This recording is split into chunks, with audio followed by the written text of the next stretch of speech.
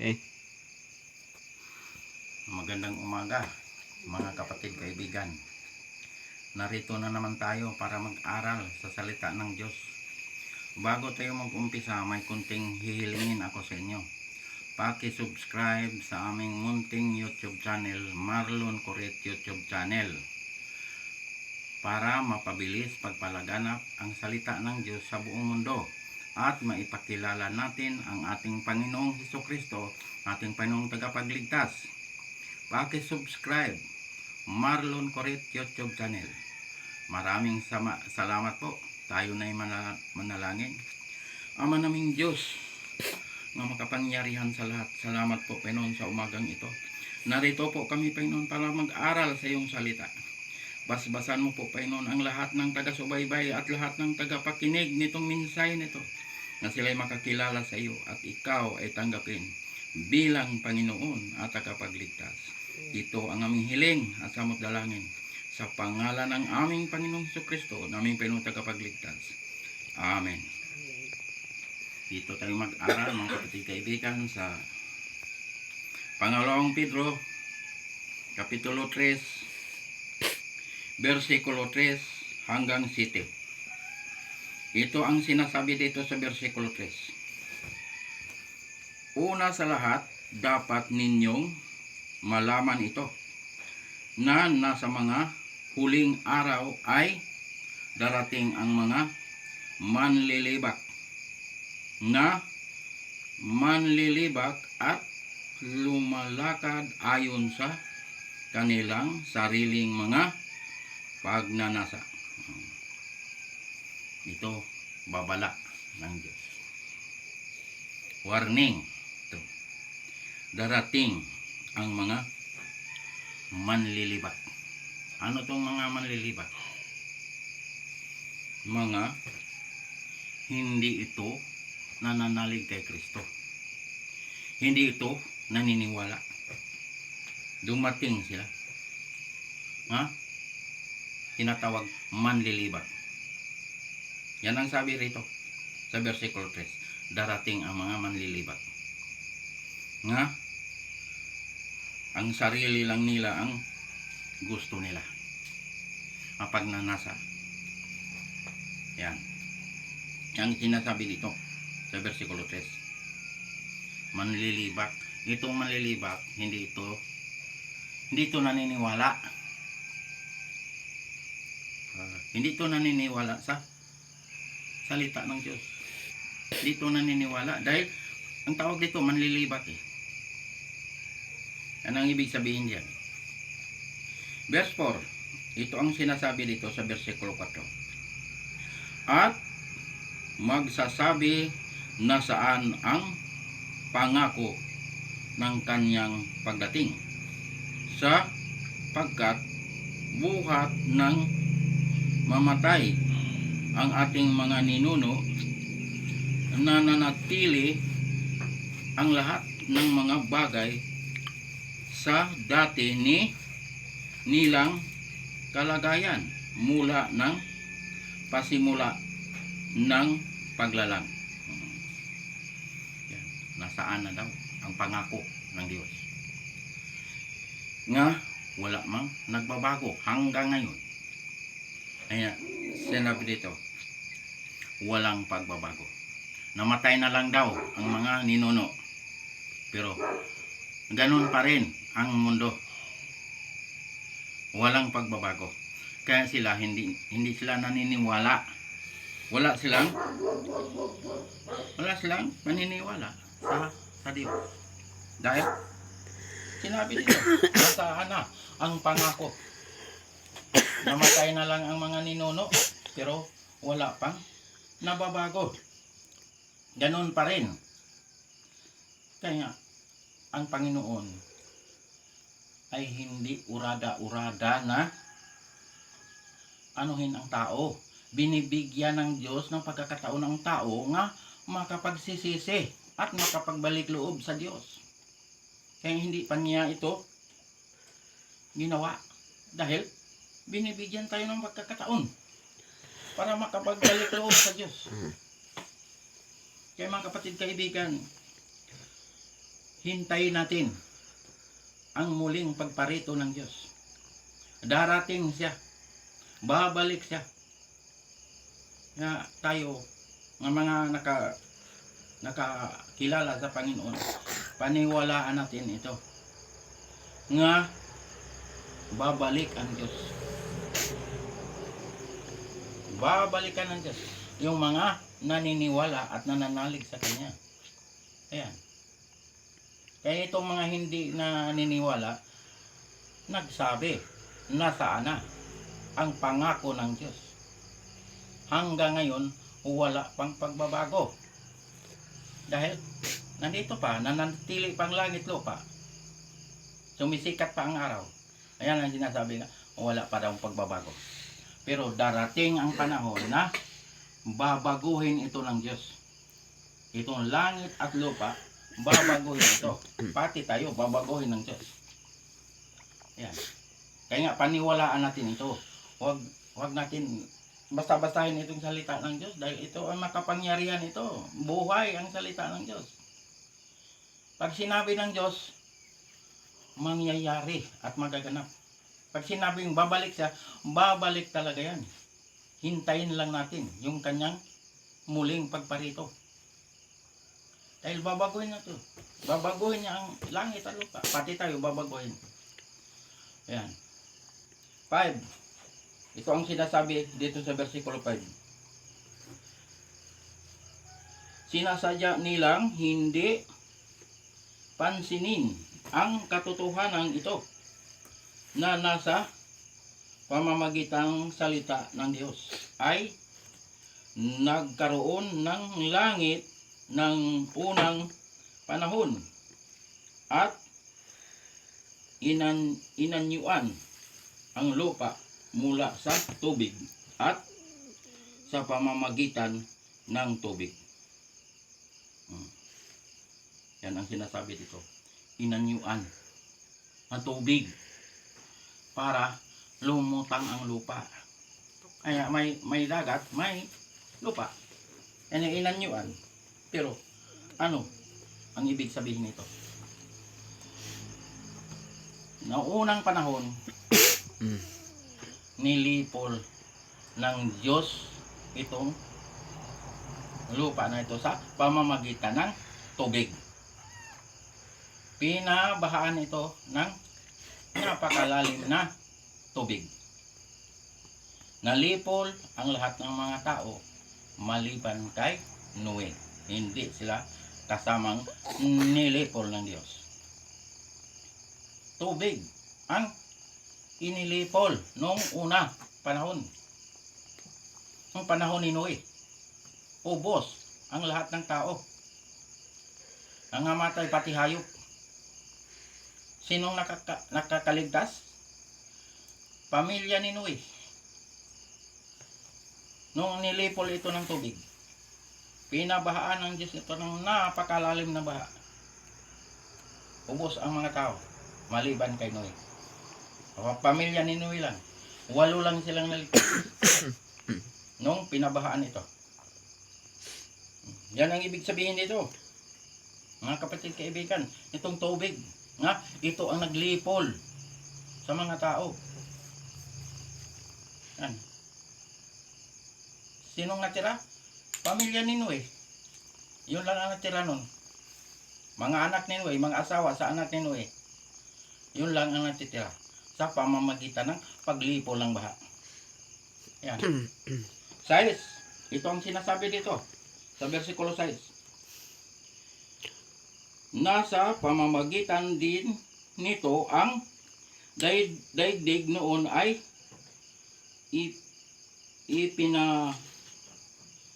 inapawan at noon ay ulitin ko nga pagbasa versikulo 6. Nasa pamamagitan din nito ang daigdig noon ay inapawan ng tubig at nagunaw.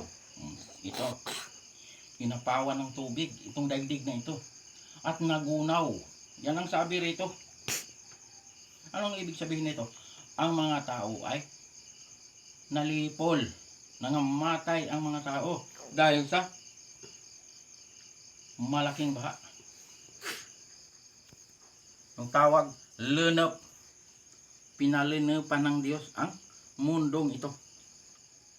Ubos ang mga tao maliban kay Noe. Si Noe at pamilya ni Noe ang nakakaligtas. Dahil ito si Noe ay naniniwala sa Diyos. Nananalig sa Diyos. Kaya nga hindi ito nalipol. Ito kasama nga namatay sa malaking baha. Dahil pag ang isang tao nananalig kay Kristo, pag ang isang tao ay tumanggap kay Kristo, ililigtas ng Diyos. Hindi niya lilipulin. Basta ang tao ay nananalig at tumanggap kay Kristo, hindi niya lilipulin. Hindi namatay sila doon sa baha. Pero mga taong hindi naniniwala, hindi nananalig, hindi tumanggap kay Kristo, lipol. Ayan. Yan ang sinasabi dito sa versikulo 6. Nilipol sa malaking baha. Ayan. Ngayon, parating ito. Ito last verse, city. Parating ito. Hindi pa ito nangyayari. Ngayon, hintayin natin ito. Nga, mangyayari ito. Versikulo 7. Ito sinasabi dito. Ngunit sa pamamagitan ng gayunding salita, ang kasalukuyang langit at lupa ay iniingatan para sa apoy nga inilalaan sa araw ng paghukom at sa paglipol sa masasamang tao. Ano ang ilipol ngayon? Parating ito. Apoy. Pupunuin itong mundo na ito ng napakaraming apoy. Dati pinuno ng tubig, ngayon pupunuin din ito ng apoy. Apoy ang ililipol sa mga masasamang tao. Yan ang sabi rito. Kaya ihanda ang ating sarili para hindi tayo kasama sa paglipol nitong apoy na parating. Dahil parating ito. Di pa ito nangyayari. Nung baha, lumipas na. Tapos na. Pero ngayon, itong apoy, parating ito. Kaya ihanda ang ating sarili. Baka hindi tayo handa pag dumating ito. Pag masama, ang anong sabi dito? Lilipulin sa pamamagitan ng apoy. Pag masama. Yan ang sinasabi, binabanggit ito. Para sa paglipol sa mga masasamang tao. Kaya tinuturuan tayo ng Diyos para tayo ay makapaghanda, para tayo ay makaiwas. Paano ba pag-iwas nito? Ayan. Yan ang tanong. Paano pag-iwas nito? Napakalaking apoy. Nga, parating. Ito ang ating gagawin.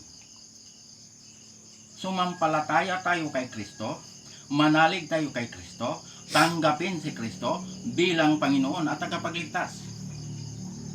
Iyan, makakaiwas tayo sa paglipol sa apoy. Pag tayo'y nananalig kay Kristo at tumanggap tayo kay Kristo bilang Panginoon at tagapagligtas, hindi tayo kasali sa paglipol sa apoy. Ayan. Yan mga kapatid, kaibigan. Ayan ang paghanda. Manalig kay Kristo. Tanggapin si Kristo bilang Panginoon at tagapagligtas. Pagkatapos mo tinanggap ang ating Panginoon, ano gagawin? Magpabautismo. Sa pangalan ng Ama, pangalan ng Anak, pangalan ng Espiritu Santo. Dahil ang bautismo ay mahalaga. Paglubog mo, namatay ka kasama ni Kristo. Pag-awon mo, nabuhay ka kasama ni Kristo. Ikaw ay nakatawid na sa kamatayan tungo sa buhay na walang hanggan. Ikaw ay bagong nilalang na. Wala na ang dating pagkatao. Ikaw ay bago na. Hindi ka kasama sa paglipol itong malaking apoy. Basta yan, naniniwala ka nito, mensahe na to. Tinanggap mo si Kristo bilang Panginoon at tagapagligtas, nagpabautismo ka, tiyak pangalan mo ay nakasulat sa aklat ng buhay. Hindi ka kasama sa paglipol. Anong gagawin na matapos ka mabautismuhan? Sundin ang kanyang mga utos. Dahil ang Diyos nagbigay ng utos sa bawat isa sa atin. Nga ang sabi, kung mahal natin ang Diyos, tutuparin natin ang kanyang mga utos. Saan mabasa? Juan 14, versikulo 15. Kung iniibig natin ang ating Panginoon, tutuparin natin ang kanyang mga utos. Ano ang utos ng Diyos? Yung 10 utos. Ayan ang ipasunod ng Diyos. Ang sabi, kung totoo tayong nakakilala sa Diyos, sundin natin ang kanyang mga utos. Ang nagsasabing nakikilala ko siya, ngunit sumusuway naman sa kanyang mga utos, ay sinungaling at wala sa kanya ang katotohanan. Ayan, mga kapatid, kaibigan. Sundin natin ang kanyang mga utos. Huwag natin itakwil ang utos ng Diyos. Huwag natin burahin ang utos ng Diyos. Huwag natin lapastanganin ang utos ng Diyos. Dahil ang utos ng Diyos ay banal. Nasa utos ng Diyos ang palatandaan ng Diyos. Nga ang sabi, kilalanin niyo ako, kilala ko kayo. Nga ako ang inyong Diyos, kayo ang aking mga nilalang, mga hinirang, mga anak. Yan. Ano ang palatandaan ng Diyos? Ang ikapitong araw, ang Sabat. Palatandaan ng Diyos yan nga, totoong nakakilala tayo sa Kanya. Ayan, Ezekiel 20:20. Dahil ang ikapitong araw ay ipinagpahinga ng Diyos yan. Banal na araw. Binasbasan, pinagpala, ibinukod para sa Kanya. Bakit? Nagpahinga ang Diyos. Napagod ang Diyos? Hindi napapagod ang Diyos dahil ang Diyos ay makapangyarihan. Tayong mga nilalang, tayong mga anak, dapat tayong sumunod sa Kanya para din tayo makapasok sa kapahingahan ng Diyos. Ayan. Tinuturuan tayo ng Diyos. Naglagay ang Diyos ng palatandaan ang ikapitong araw. Kaya huwag natin itong lapastanganin ang utos ng Diyos. Dahil sa bagong langit, bagong lupa, ang sambaron ay Sabat. Sabat ang sambaron. Bagong langit na, bagong lupa na. Wala na tong langit na ito, wala na tong lupa na ito. Dahil binago na ng Diyos. Pero may sambaron. Ang sambaron ay Sabat. Isaiah 66, versikulo 23. Sabat ang nakalagay dito. Lahat ng bansa pupunta ron para sumamba sa Diyos. Hindi lang Israel ang sinabi. Lahat ng bansa pupunta ron para sumamba sa Diyos. Sambahin ang Diyos sa espiritu at sa katotohanan. Pero mga kapatid, kaibigan, hindi makapagsamba ron ang mga pangalan nga hindi nakasulat sa aklat ng buhay. Hindi makapunta ron. Ang mga hindi tumanggap kay Kristo, hindi nananalig kay Kristo, hindi makapunta ron. Bakit? Pangalan nila ay wala sa aklat ng buhay. Mga pangalan nga hindi nakasulat sa aklat ng buhay ay itatapon sa lawa na apoy. Ang lawa na apoy, yun ang pangalawang kamatayan. Yun ang impyerno.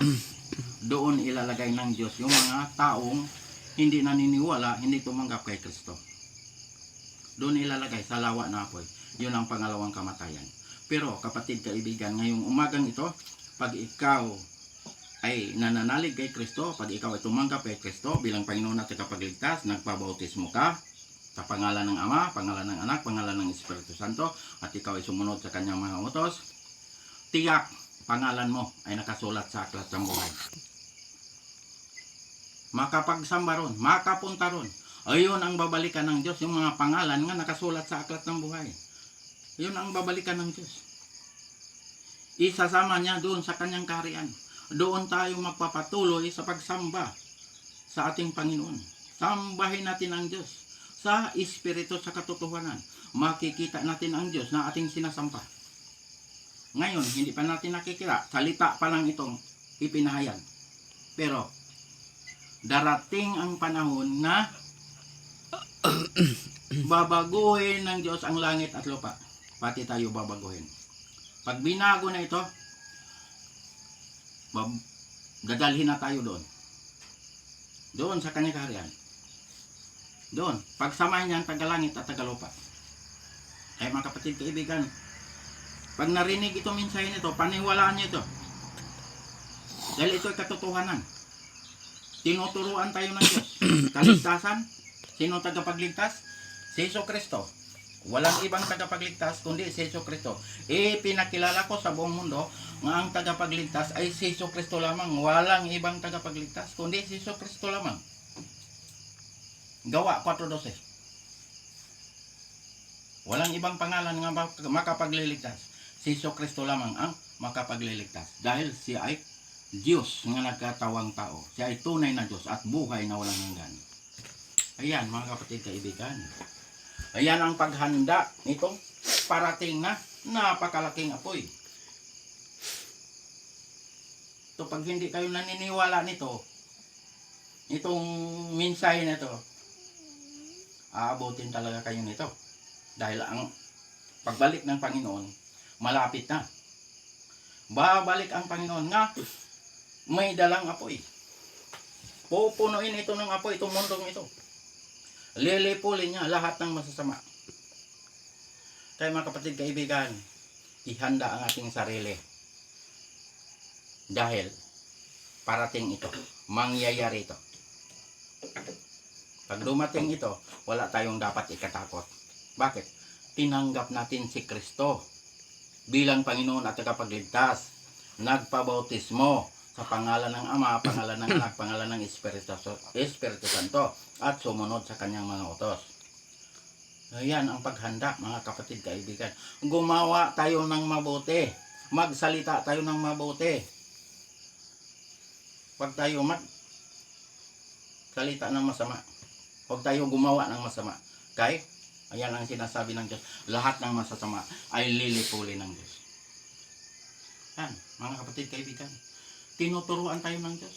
Kompleto ang itinuro ng Diyos. Kaligtasan, si Jesucristo tagapagligtas. Pautusan, tinuturuan tayo. Bautismo, tinuturuan tayo. Kaya mga kapatid, kaibigan, ngayon narinig itong mensahe na ito, paniwalaan natin ito. Tanggapin si Kristo bilang Panginoon at tagapagligtas. Magpabautismo, sundin ang utos ng Diyos. Hanggang dito na lang tayo, mga kapatid, kaibigan. Paki-subscribe sa aming munting YouTube channel, Marlon Coret YouTube channel, para mapabilis pagpalaganap ang salita ng Diyos sa buong mundo at maipakilala natin ang ating Panginoong Jesucristo na ating Panginoong tagapagligtas. Maraming salamat po. Tayo na ay manalangin. Ama naming Diyos, mga makapangyarihan sa lahat. Salamat po, Panginoon, sa mga salita mo naming napag-aralan ngayong umagang ito. Basbasan mo po, Panginoon, ng lahat ng taga-subaybay at lahat ng taga-pakinig nitong minsay na ito, na sila'y makakilala sa iyo at ikaw ay tanggapin bilang Panginoon at tagapagligtas. Ito ang aming hiling at samudalangin sa pangalan ng aming Panginoong Jesucristo na aming pinagtagapagligtas. Amen.